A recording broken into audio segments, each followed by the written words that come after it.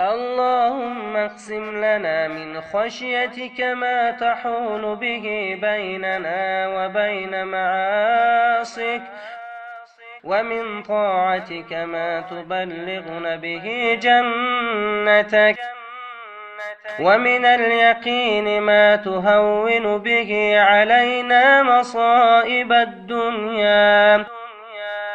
اللهم متعنا بأسماعنا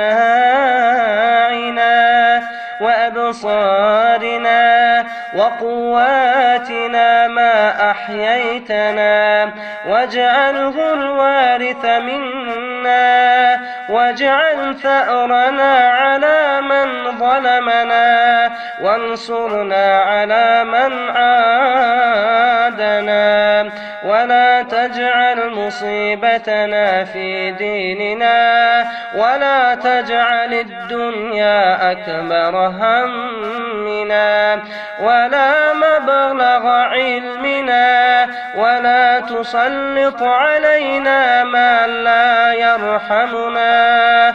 آمين يا رب العالمين، برحمتك يا أرحم الراحمين.